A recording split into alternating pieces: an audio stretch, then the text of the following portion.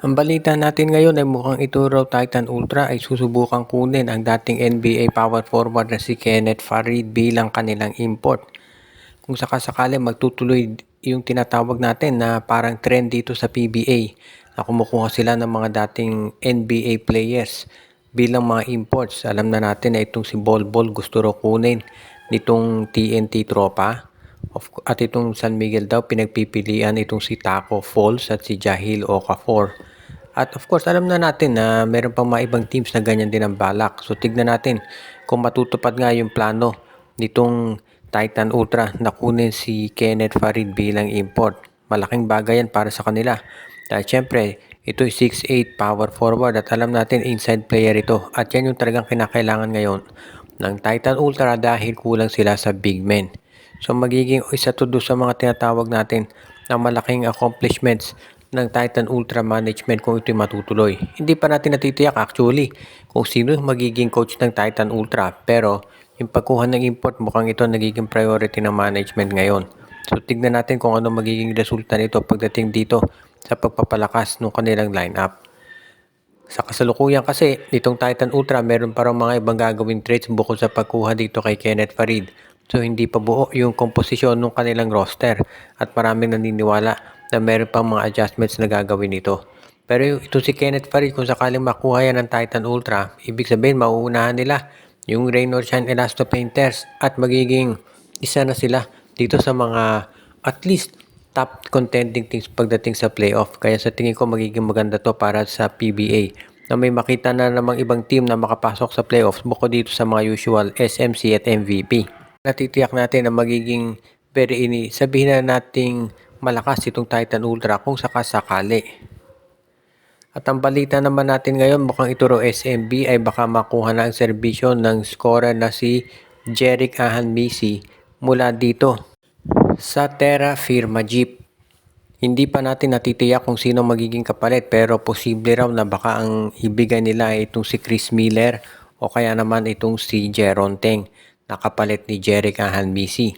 Naghahanap daw kasi ngayon ng SMB ng isa pang scorer na pwedeng maisama dito sa kanilang roster at ito na nga si Ahanmisi yung nakikita ng management na pwede nilang maibigay dyan.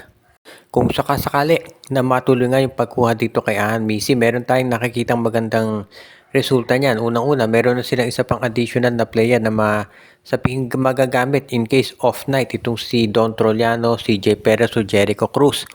Nakita natin medyo nag-struggle si Jericho Cruz dito sa serye kontra sa TNT. So pwede nilang magamit dito si Jericho Hanmisi next time na kakailanganin nila ng isa pang scorer.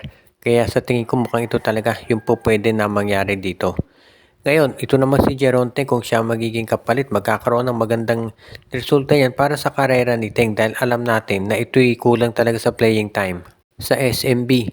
So kung siya mapupunta dito sa lineup ng Terra Firma dyan, magkaka-playing time siya at sigurado siya magiging go-to guy dyan. Kaya hindi na magiging problema yung minuto para dito kay Jeron Teng. At yan naman talaga yung nakikita natin na magiging magandang resulta nito. So parang win-win ito sa parehong kampo. Si Jeron Teng mabibigyan ng minuto dito sa Terra Firma at si Jerick Ahanmisi naman ay dito naman magkakaroon din ng minuto sa koponan ng SMB. Kaya nga ito isa pa lamang doon sa mga binabalak doon ngayon na transaksyon na gawin ng Beermen para sa pagpapalakas bago magsimula itong darating na Commissioner's Cup. Samantala naman ito raw Barangay Ginebra ayon dito sa mga reports, interesado dito sa big man ng ROS na si Kit Datu. Unang-una alam natin na merong injury itong si Kit Datu ngayon. Ang paman ay mukhang interesado pa rin daw Barangay Ginebra na magamit ito. Kasi naniniwala daw Ginebra na kaya nilang intayin yung pagbalik nitong si Kit Datu at kapag nakabalik na yun dito sa Ginebra, mukhang magiging mas okay na yung kanilang rotation sa big man. Baka daw maging palitan dito ay si Kit Datu for Isaac Go, so palitan ng mga injured players. Kung sakasakali sa tingin ko, fair naman yan dahil syempre hindi naman makalalamang dito ang Ginebra o ROS dahil pareho ang injured yan.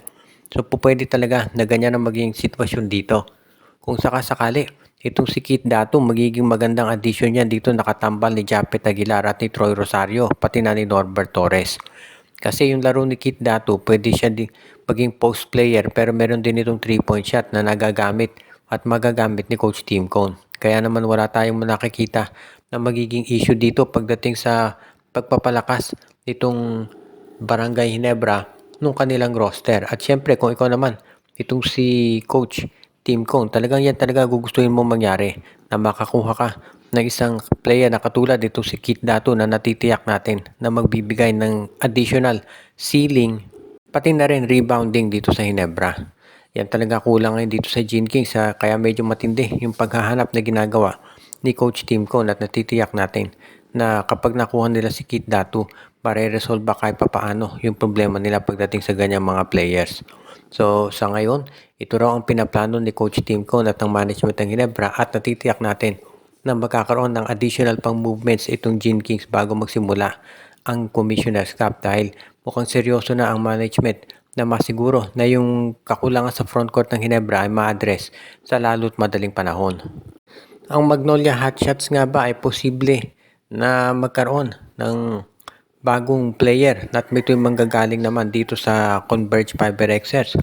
Merong mga balita na gusto ron ng Magnolia makuha itong si Larry Muyang mula dito sa Converge para magkaroon sila ng isa pang backup na big man at ang ipapalit dito ay si Peter Alfaro dahil ito namang Converge naghahanap daw ng point guard. Kung sakasakali ito si Larry Muyang, yan ay magiging decent na backup nitong si Xavier Lucero. Kaya hindi na nakagugulat na ito yung gustong makuha ni Coach L.A. Tenorio. Kung sakasakali nga na makuha nila itong si Larry Muyang, wala akong nakikita magiging issue dito. Lalo na kung ang kagustuhan talaga ng Magnolia ay magkaroon ng mga players na matatawag nating utility men o yung mga role players talaga, yung taga-rebound, taga-depensa ang magiging role. Kasi kung scoring naman ang pag-uusapan na nandyan si Xavier Lucero para dito sa Magnolia. So pwede talaga na ito ang gamitin itong si Coach o L.A. Tenorio. Sa panig naman ng Converge, itong si Peter Alfaro, pwede talaga yan na maging isa dito sa mga tinatawag natin na mga malalakas na players na pang-backup dito kay Juan Gomez de Leaño. Kung sa bagay, hindi naman nakapagtataka na itong si Peter Alfaro maging sabihin natin object of interest nitong Converge dahil kilala naman ito na mahusay na player, hindi na masyadong nabibigyan ng minuto dito sa koponan ng Magnolia. So tignan natin kung ano magiging sitwasyon dito kung sakasakali, pero maliwanag itong Magnolia Hotshots ay hindi pa tapos dito sa gagawin nila na sa revamp sa kanilang roster para naman maging mas competitive sila pagbukas ng susunod na konferensya. Sa kasalukuyan kasi sinabi ni Coach L.A. Tenorio na itong pagkuha kay Larry Muyang magiging instrumental para maging sila ay isa doon sa mga top rebounding teams dito sa liga. At bago tayo magtapos ay batiin natin yung ating mga regular na mga taga-subaybay na sila Joshua Giray, Espejo at Rosales family, si Jonel Alagon, si Edwin Carmona Jr., si Dexter Domer, si Michael D., si Malyari Mascareñas, si Katsakino Dukusin, pinabati din natin si Enju, si Anthony Alon, si Romeo Conchada, si Mon de Guzman, pati na rin si Joseph Pineda at si Neo Salangsang at yung iba pa.